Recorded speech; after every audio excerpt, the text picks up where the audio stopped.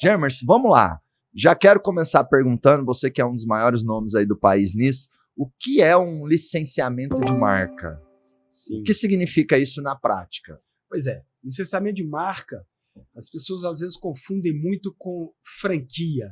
Nós temos que entender que são coisas parecidas, mas não são idênticas, não é a mesma coisa. A diferença, de uma maneira mais prática, eu acho que a gente tem aqui a nossa função social, a gente tem a função de bater papo, mas de uma maneira que seja explicativa e seja inteligente, as pessoas possam realmente entender. Pois é, a diferença básica entre a franquia e o licenciamento é exatamente no que diz respeito à gestão. Por quê? Na franquia, você tem o licenciamento de uma marca, contudo, você acompanha demais os processos, você está no dia a dia, você faz a ingerência, você tem procedimentos muito bem organizados e procedimentos os quais não podem ser alterados, ok? Já no caso da licença, não. Você pode licenciar produto, pode licenciar marca, pode licenciar serviço. E aí, o que acontece? Você literalmente, simplesmente aluga, transfere para o licenciado essa capacidade de utilizar da sua marca, que você construiu, que você fez todo, vamos dizer, um glamour em cima dela, e ela, literalmente, o licenciado, ele vai gerir da maneira como ele bem entende. Então, o grande ponto, a diferença está nisso. No licenciamento, o licenciado, que seria o franqueado, ele tem mais liberdade. Ele pode conduzir da maneira como ele bem entende. Entendi. Então, no caso, se for uma franqueadora vendendo uma franquia, essa franqueadora ela vai ter que ter mais ingerência, mais acompanhamento, porque ela está cedendo ali um método e um sistema de processos. E o licenciamento eu estou cedendo mais a marca ou o produto e esse licenciado fica mais livre. É isso, por aí? Não, é por aí não, exatamente perfeito, isso. Né? Perfeito. Lidar com gente inteligente é bom demais. Não, e eu estou muito feliz com esse podcast porque, vê se eu estou certo, tá, Gemerson? Porque o especialista aqui é você. Porque às vezes o licenciamento pode ser até um primeiro passo antes do franqueamento. Faz sentido isso? Faz sentido. E por que faz sentido? O que eu percebo ao longo desses anos, e eu tive uma oportunidade que eu falo que é um privilégio, nada na vida é por acaso, né, Marcos? Em 2003, eu tive a oportunidade de ajuizar a primeira ação contra uma empresa que utiliza esse modelo no Brasil. É uma empresa na área de seguros de vida, ela faz venda de seguros de vida e ela utiliza o modelo de franquia. O que eu percebi ao longo desses anos? O seguinte, a franquia é algo extremamente estruturado, para não dizer engessado. Por quê? Lógico que a franquia ela tem pontos maravilhosos. Ou seja, você pega uma pessoa que nunca empreendeu, uma pessoa que não tem nenhuma noção, vamos dizer que o cara foi seletista a vida inteira. E aí, de repente, depois de 25, 30 anos, ele se aposenta e fala, pô, agora eu quero fazer algo diferente. Ok, então vai procurar o quê? Ele vai procurar o licenciamento? Às vezes ele não tem conhecimento mínimo básico sobre gestão, né? Algo que realmente a gente trata muito aqui dentro do Grupo Acelerador, trata dentro do Giants. Então, o que ele faz? Ele vai para a área de franquia. Qual que é a grande vantagem da franquia em relação ao licenciamento? Que na franquia já é algo experimentado, já existem os processos internos muito bem definidos. Né? A gente costuma dizer sobre os POPs, os procedimentos operacionais padrão. Você já tem tudo ali muito bem desenhado. Então, automaticamente já foi testado. E aí, o que acontece? Essa pessoa, esse candidato à franquia, ele chega e está tudo pronto. No licenciamento de marca, não. Ele tem, vamos dizer assim, o desafio, entre aspas, eu falo entre aspas, porque se for um empresário, por exemplo, do seu nível, ou alguma pessoa que realmente tem uma mínima noção de empreender, ele vai falar, eu não preciso do modelo de franquia, porque a franquia, infelizmente, às vezes, sob a minha ótica, e respeito quem pensa de maneira diferente, é algo muito engessado. No caso do licenciamento, ele pode pegar aquele produto, pode pegar todo o seu know-how pessoal de um outro business, trazer para dentro dessa marca e falar, vou fazer a gestão dessa maneira. Então, o licenciador, o licenciante da marca, ele literalmente ele aluga a sua marca, o seu produto ou o seu serviço, entrega e fala, meu amigo, vai com Deus, segue a sua maneira de gestão. E o licenciador, ele pode criar uma espécie de royalties também, ou não é esse o nome que se usa? ele pode também ter uma taxa de licenciamento da marca ou não. Sim. Porque no modelo de franquia, geralmente a franqueadora cobra ali uma entrada, né? A taxa de franquia, a famosa taxa de franquia. Exatamente. E depois tem-se ali o royalties, o fundo de propaganda. Sim. Né? Como é que é a monetização do licenciador? Ele pode cobrar uma licença de marca e depois um percentual da receita, ou algum tipo de remuneração variável com base no resultado daquela empresa que está vendendo o produto ou serviço licenciado? Perfeito. Da mesma forma que na franquia, o licenciamento também tem as suas taxas, né? A gente tem que entender o seguinte, existem 3 tipos básicos de royalty. Então nós temos royalty de franquia, nós temos o royalty de licenciamento, que está atrelado à propriedade intelectual, e o royalty de extração de recursos naturais. O royalty do petróleo, o royalty de Minas, né? Quando a gente fala de Minas, não é de Minas Gerais, mas o royalty da exploração do minério, por exemplo, do gás. Então, esses 3 tipos de royalty estão vinculados ao gênero do nome royalty. Então, cada um tem a sua espécie. No licenciamento, nós também temos os royalties. Só que a maneira que se conduz é um pouco diferente. Então, vamos lá. Na franquia, você tem inicialmente, né, o que a gente chama de taxa de franquia, que é a taxa para compra da franquia. Posteriormente, você tem as outras taxas. Então, você tem a taxa de publicidade, taxa de utilização de espaço e tem várias outras taxas dentro da franquia. Uma delas é o próprio royalty, ok? Já no licenciamento, nós temos o quê? O royalty atrelado à propriedade intelectual, que seria a taxa inicial para você ter o direito a licenciar, ok? E aí depois você tem um percentual ou um valor básico, que algumas pessoas chamam de taxa de licença básica, que é o valor fixo por mês, ou também pode ser um percentual sobre o faturamento. Dentro do mercado, Marcos, a gente entende o seguinte, existe uma variação que vai de 2% até mais ou menos 16% sobre o faturamento bruto, ok? Do licenciamento. Como é que se faz isso? O próprio mercado regula. Então, assim, gênero alimentício varia aí de 2 a 8, de 2 a 6, porque, obviamente, alimentos é um pouquinho menor. Se você pegar personagens do mundo aí do metaverso, do mundo aí de games, né? Aí já aumenta para de 4 a 18, 16%. Vestuário também tem demais. Vestuário, a gente vê alguns exemplos bem típicos. Se a gente pegar, por exemplo, o caso da Havaianas. A Havaianas agora está com Turma da Mônica e tem vários outros. Isso tudo é licenciamento. Né? A Boticário também fez. Agora, Jean, me esclarece uma coisa. Vamos imaginar que eu tenho uma padaria ou uma borracharia. E eu tenho uma marca que está há 15 anos no mercado, a marca é consolidada lá na minha cidade. Ou para dar exemplos de nichos e modelos de negócio e segmentos que já usaram a opção do licenciamento. Particularmente, eu tenho um exemplo que eu tenho um carinho muito grande, porque é de um cara que eu admiro muito. Tem uma visão assim, empresarial sensacional. Inclusive, vai fazer agora o Grupo Acelerador, vai participar.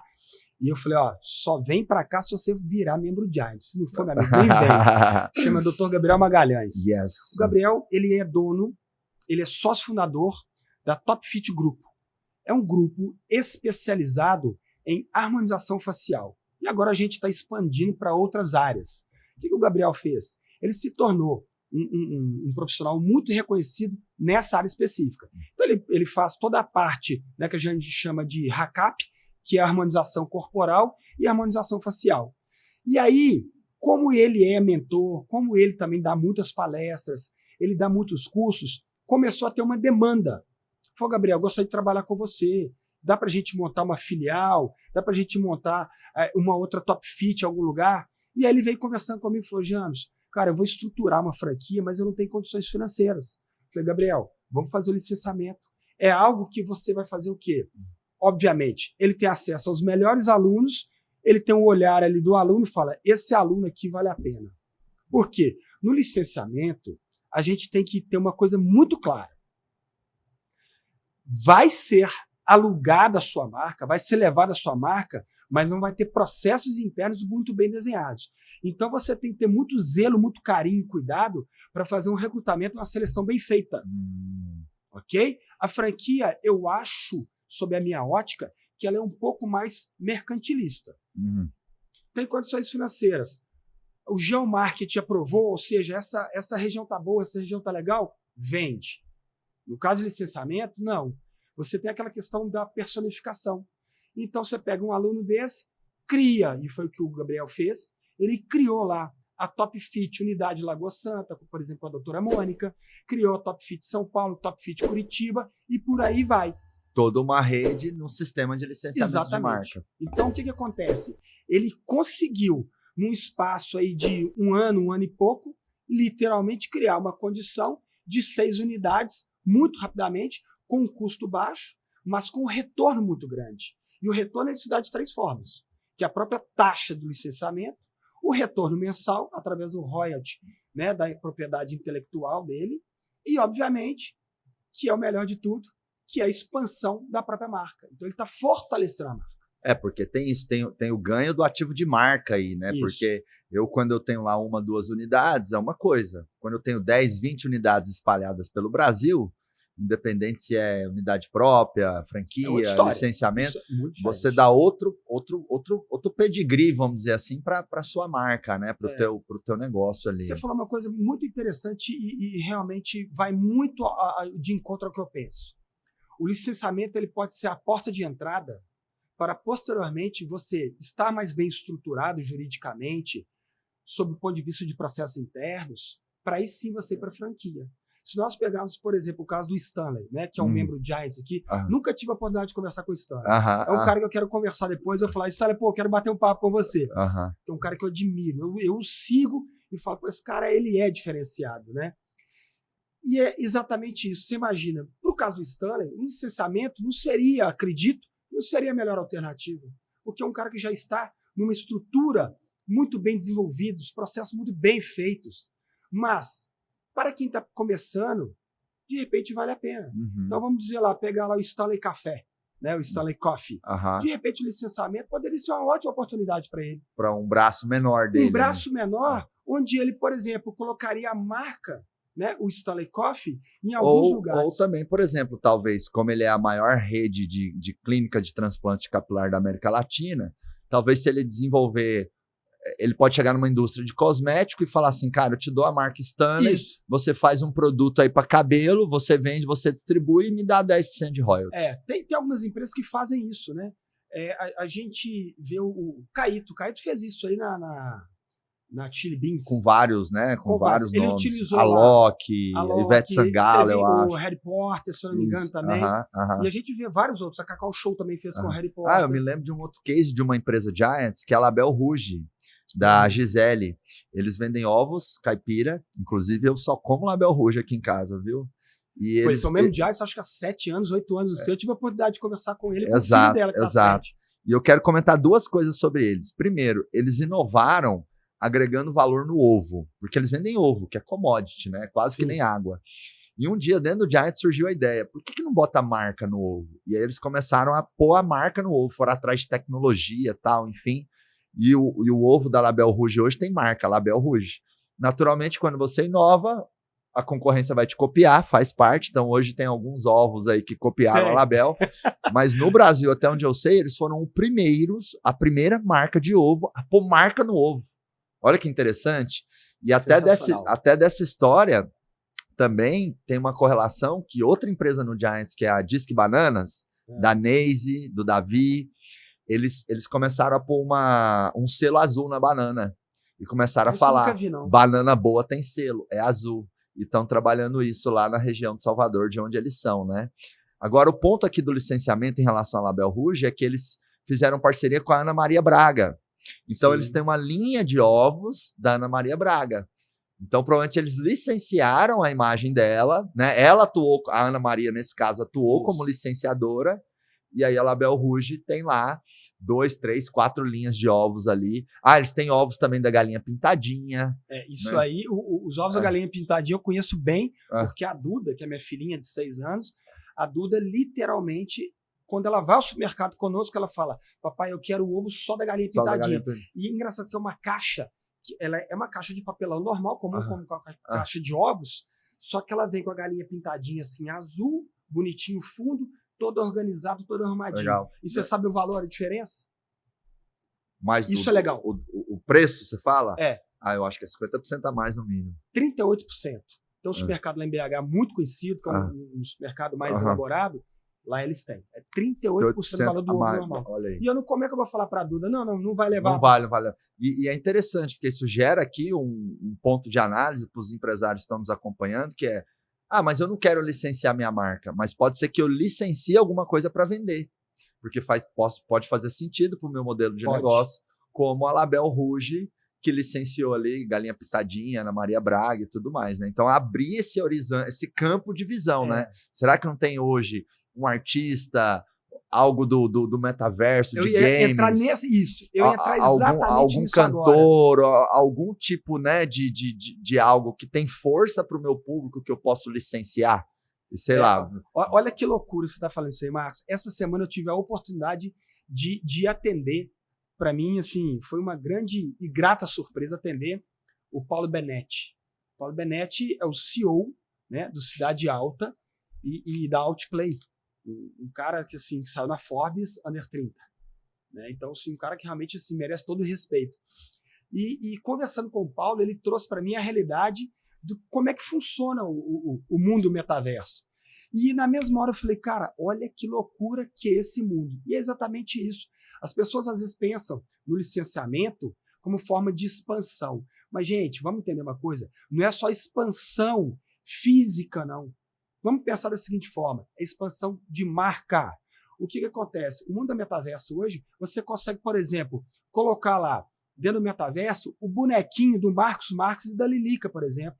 A gente pode colocar lá a marquinha do Giants, colocar a marquinha no outdoor do metaverso, lá do acelerador. Isso é uma forma de você licenciar a sua marca.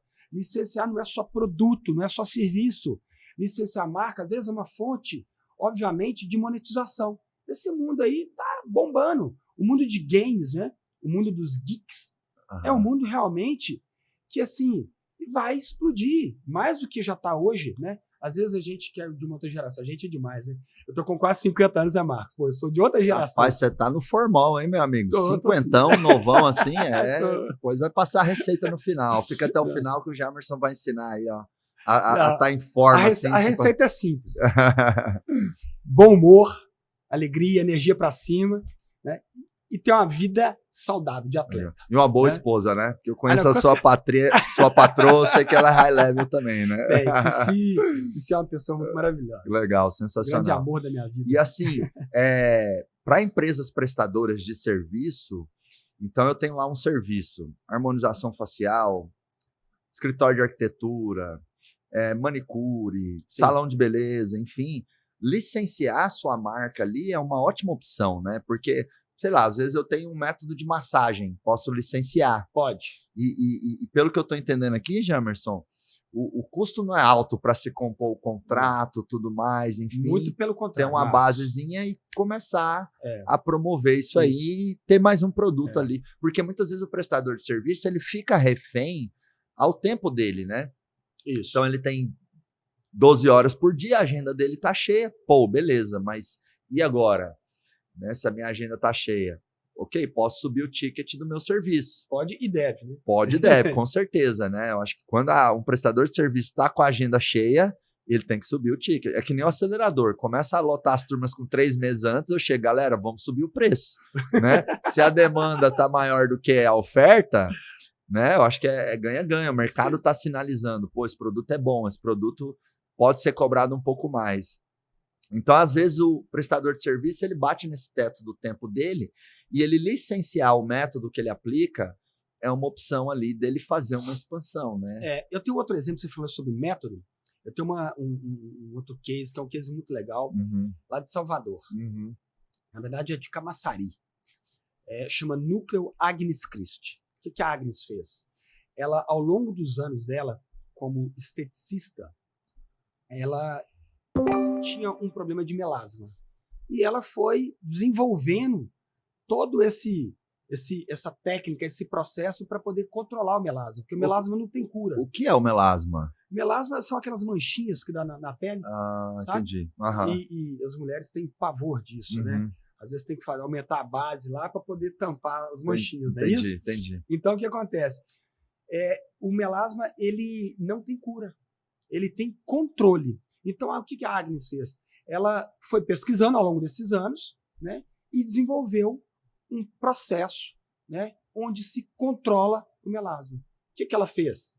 Ela literalmente ela está licenciando, é outra pessoa também que está crescendo demais. Se eu não me engano, a Agnes, nos últimos 3, 4 meses, ela já fez, acho que mais 10 ou 15 licenciadas. Tá? O que ela faz? Ela fornece todo o método, toda a propriedade intelectual que ela desenvolveu em cima dali, aquele aprendizado, e além disso, que é o sensacional, os produtos que são atrelados e vinculados ao método. Então, ela tem 2 entregas, que é a entrega técnica e a entrega de produto. Então, todos os produtos vêm escrito lá, Núcleo Agnes Christi, e é vinculado ao método. Perfeito. Cara, sensacional. Não, isso é muito bom que ela acaba amarrando ainda mais essa licenciada, né? Porque algo que veio aqui em mente, Jamers, que eu quero trazer para a mesa para a gente conversar o licenciamento ele é mais enxuto do que o franqueamento. Então, me parece que também é mais fácil esse licenciado, às vezes, pegar o know-how, ou tudo bem que eu não estou entregando know-how, mas talvez pegar uma força de marca, né? Pegar ali alguns fios da meada do segmento. Porque mesmo que eu esteja licenciando e não vou entregar um sistema completo do negócio, algumas coisas eu oriento esse cara.